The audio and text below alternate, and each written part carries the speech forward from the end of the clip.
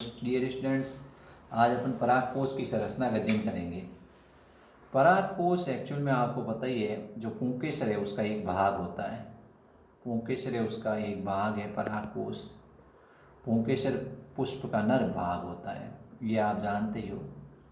ये जो पराग कोश दिख रहा है, ये प्रारंभिक अवस्था में एक गोलाकार संरचना होती है, गोलाकार की।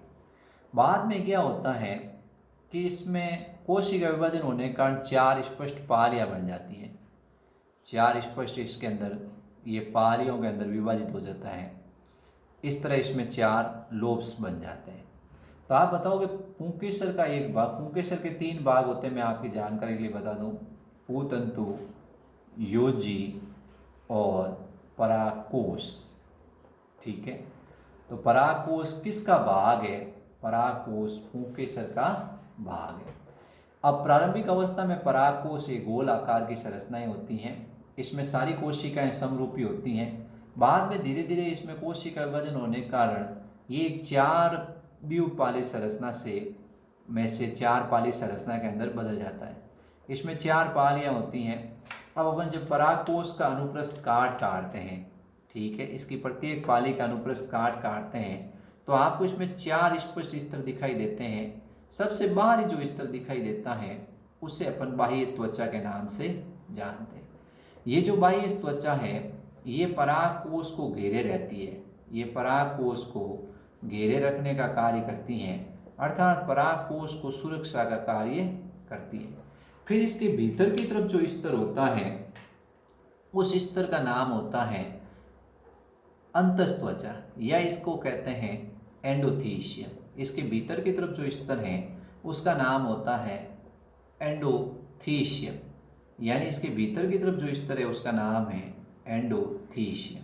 तो पहला स्तर हो गया सबसे पहले बाह्य त्वचा, दूसरा स्तर हो गया एंडोथीशियम। एंडोथीशियम पे एक सबसे इंपॉर्टेंट क्वेश्चन बनता बच्चों कि इसके ऊपर आपको अल्फा सेलुलोज के रेशेदार पट्टियां दिखाई देती हैं।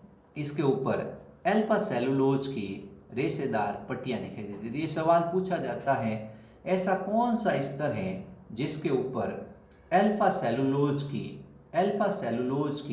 रेशेदार पट्टियां पाई जाती हैं? तो आपको बताना है एंडोथीशियम या अंतस्त्वचा, इसके ऊपर सेलुलोज की रेशेदार पट्टियां पाई जाती हैं।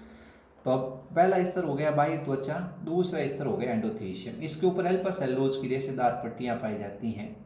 अब सवाल आता है क्या महत्व है इस स्तर का? जैसे बाह्य त्वचा का इस कार्य हो गया परागकोश को घेरे रखना और परागकोश को सुरक्षा।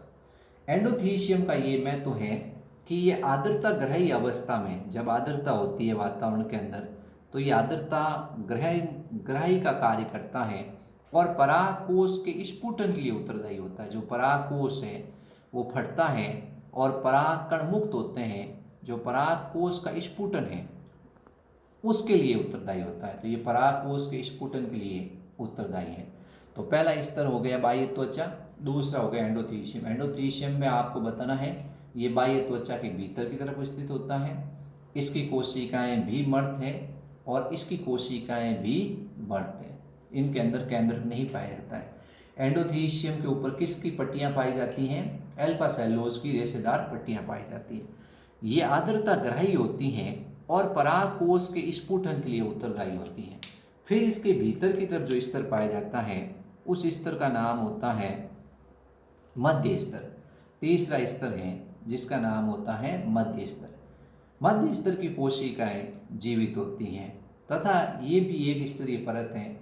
इनका जीवन काल अल्पकालिक होता है, यानी ये कुछ समय तक जिंदा रहती हैं। तो अपन ने तीन स्तर पढ़ लिए, बाह्य त्वचा, एंडोथीशियम और मध्य स्तर। अब जो चौथा स्तर है वो सबसे इंपॉर्टेंट स्तर है।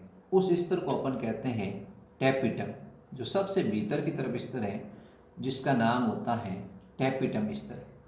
टैपिटम स्तर ये सबसे भीतरी स्तर है, टैपिटम।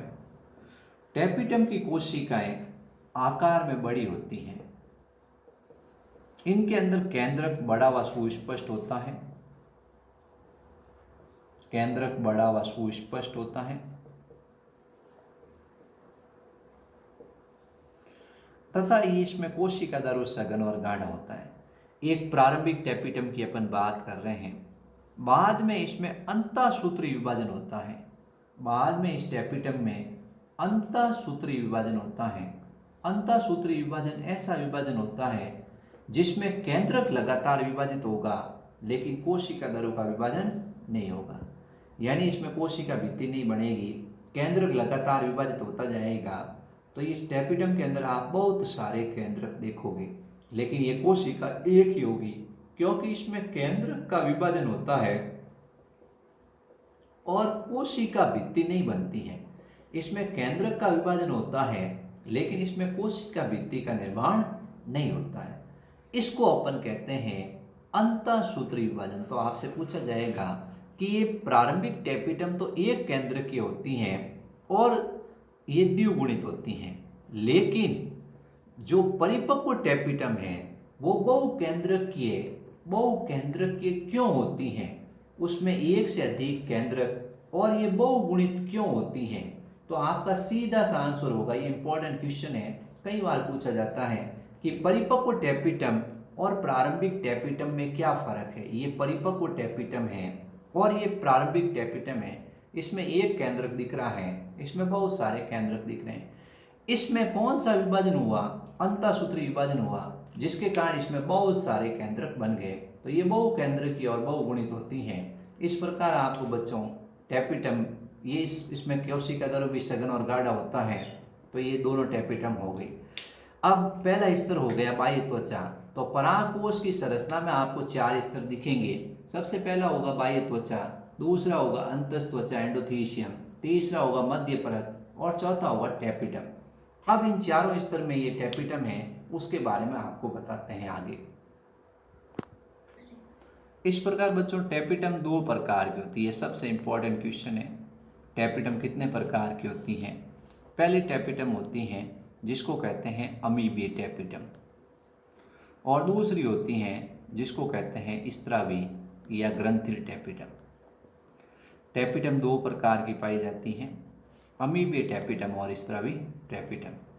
इस टेपिटम का काम होता है पराग कणों को पोषण प्रदान करना। पराग कणों को पोषण प्रदान करने का काम होता है, पराग कणों को सुरक्षा प्रदान करने का कार्य होता है। जब टेपिटम स्त्रावी टेपिटम को देखा जाता है तो इसमें गोल आकार की संरचना दिखाई देती है जिसे कहते हैं प्रोयूबिस्काय। ये प्रोयूबिस्काय क्या करती हैं?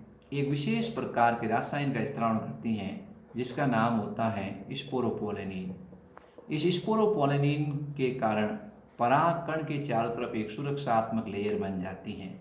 ये स्पोरोपोलेनिन है, ये प्रोयूबिस्काय है, ये अपने चारों तरफ क्या करती हैं? स्पोरोपोलेनिन का स्त्रावण करती हैं। इसके कारण ये धीरे धीरे यूबिस्काय में बदल जाती हैं तथा ये स्पोरोपोलेनिन पराग कणों के चारों तरफ फैलता है और पराग कणों का जो बाह्य स्तर है, एक्साइन है, उसका निर्माण करता है और पराग कणों को सुरक्षा प्रदान करने का कार्य करता है। अब सवाल आता है कि यदि टेपिटम को नष्ट कर दिया जाएगा तो क्या होगा? तो पराग कणों को पोषण नहीं मिलेगा, पराग कणों की वृद्धि नहीं होगी, जिसके कारण निषेचन क्रिया रुक जाएगी। यानी एक तरह से अपन देखेंगे जो निषेचन क्रिया है वो रुक जाएगी, यानी जनन क्षमता में कमी आ जाएगी, जो फर्टिलिटी है वो गिर जाएगी। तो पूछा जाता है टेपिटम नष्ट कर देने पर क्या होगा? तो आपको बताना टेपिटम का काम होता है पराग कणों को पोषण प्रदान करना। पराग कणों को पोषण मिलने से पराग कणों की वृद्धि होती है और पराग कणों की वृद्धि होने के कारण वो निषेचन करते हैं। वो क्या करते हैं? निषेचन में सहायता करते हैं। तो निषेचन रुक जाएगा और उर्वरता यानी जनन क्षमता में कमी आ जाएगी और बध्यता उत्पन्न हो जाएगी। तो आपका सीधा सा आंसर हो जाएगा कि परागकण नष्ट हो जाएंगे। पहला आपका आंसर होगा परागकणों को पोषण नहीं मिलेगा जिसके कारण परागकण नष्ट हो जाएंगे और परागकण नष्ट होने के कारण परागकण है वो निषेचन क्रिया नहीं हो पाएगी, यानी जनन क्षमता और उर्वरता में कमी आ जाएगी और नरबद्धता उत्पन्न हो जाएगी। ये आपको इसमें मेन पॉइंट एक्सप्लेन करना है। तो बच्चों अपन ने परागकोश पढ़ लिया है, परागकोश की संरचना। परागकोश में 2, 3, 4 इंपॉर्टेंट क्वेश्चन बनते हैं। सबसे पहला इंपॉर्टेंट क्वेश्चन बनता है, उसका नाम है कि अल्फा सेलुलोज की रेशेदार पट्टियाँ किसके ऊपर पाई जाती हैं, तो आपका आंसर होगा एंडोथीशियम लेयर के ऊपर। दूसरा सवाल आता है कि एंडोथीशियम ऐसा कौन सा स्तर है जो परागकोश के स्फुटन के लिए उत्तरदायी है, तो परागकोश के स्फुटन के लिए आप बताओगे ये एंडोथीशियम लेयर ही उत्तरदायी है। इस प्रकार तीसरा क्वेश्चन इसमें इंपॉर्टेंट बनता है कि टैपिटम है वो बहुकेंद्र की क्यों होती हैं, तो आपका आंसर बताना है अंतःसूत्री विभाजन के कारण। इस विभाजन में क्या होता है, केंद्रक लगातार विभाजित होगा, कोशिका भित्ति नहीं बनेगी। चौथा क्वेश्चन सीधा सा बनता है टैपिटम कितने प्रकार की है, अमीबीय। पहली तो अमीबीय प्रकार की होती हैं और दूसरी होती हैं स्रावी या ग्रंथिल।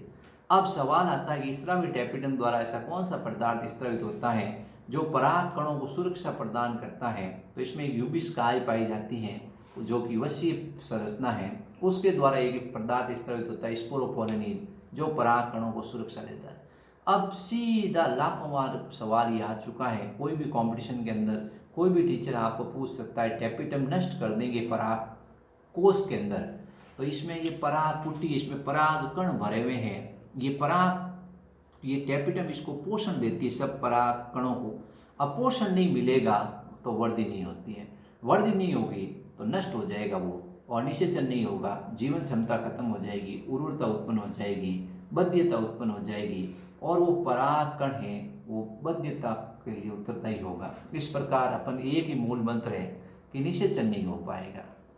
थैंक यू बच्चों, आपको मेरा चैनल पसंद आया होगा और आप इसे लाइक और सब्सक्राइब करें, और आप कमेंट बॉक्स में कुछ ना कुछ लिखें जिससे मुझे मोटिवेशन मिले, मैं अच्छे अच्छे वीडियो बनाऊं, और जो आप टॉपिक पढ़ना चाहते हो उसके कमेंट बॉक्स में लिखें, मैं ज़रूर आपको उसका वीडियो अवेलेबल कराऊंगा शीघ्र से शीघ्र। थैंक यू, सब्सक्राइब ज़रूर करें।